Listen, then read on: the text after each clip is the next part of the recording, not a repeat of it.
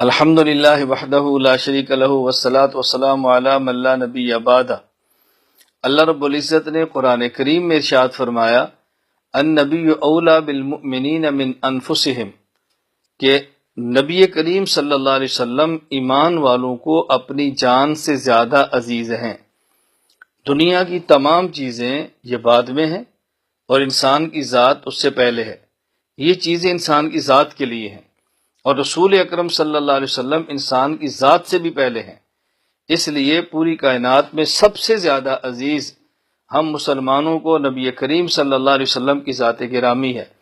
حضور اکرم صلی اللہ علیہ وسلم پر اپنی جان، اپنا مال، اپنا گھر، اپنی اولاد، خاندان اور پوری کائنات کو قربان کر دینا ہر مسلمان اپنے لیے سعادت اور فخر ہی نہیں بلکہ فرض سمجھتا ہے۔ حضور اکرم صلی اللہ علیہ وسلم کی ذات اقدس، رسول اکرم صلی اللہ علیہ وسلم کی ناموس، نبی کریم صلی اللہ علیہ وسلم کی حرمت اور عزت پہ سب کچھ فدا کرنا، یہ ہمارا ایمان ہے۔ ابھی رسول اکرم صلی اللہ علیہ وسلم کی ناموس اور عزت مسلمان کے دل سے کم کرنے کے لیے ہر آئے دن کوئی نہ کوئی منصوبہ کفر کی طرف سے بنایا جاتا ہے اور جذبات سے کھیلا جاتا ہے۔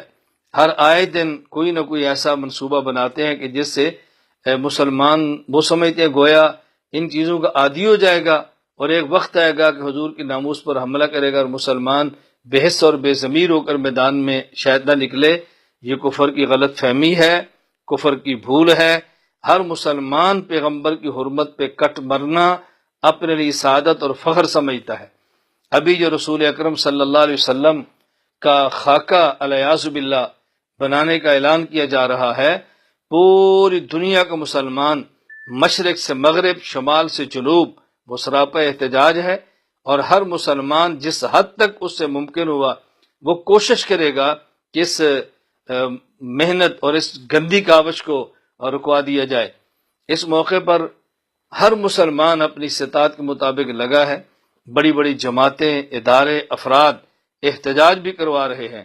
میں سمجھتا ہوں کہ اہم ترین چیزیں ہے، نمبر ایک، حکومتی سطح پر ان کے سے سفارتی تعلقات ختم کیے جائیں۔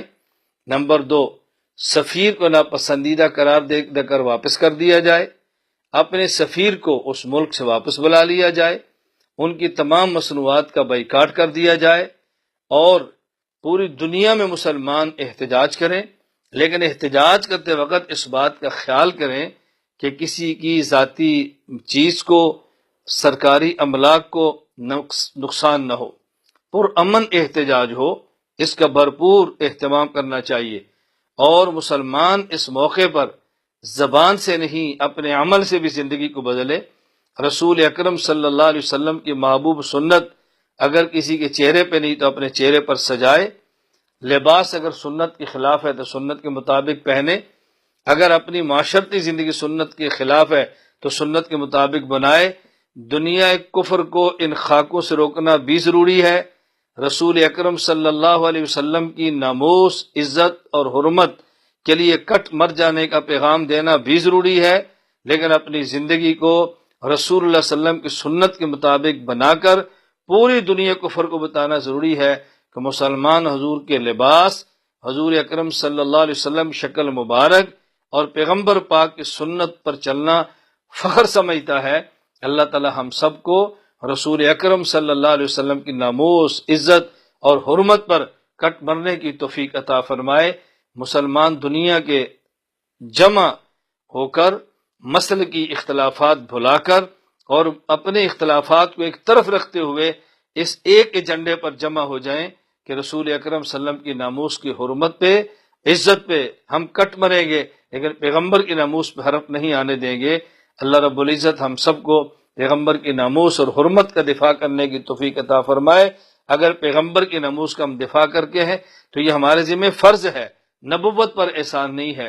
ان کا تو اللہ نے نام محمد رکھ کے ایسا دفاع کر دیا ہے، اگر کوئی بدبخت ان کے خلاف بولے گا، مذمت بعد میں کرے گا، ہونٹ محمد کے آگے تعریف پہلے کریں گے۔ اگر کوئی بدبخت ان کے خلاف لکھے گا تو قلم مذمت میں بعد میں چلے گا، لیکن محمد قلم لکھ کر مدح پہلے کرے گا۔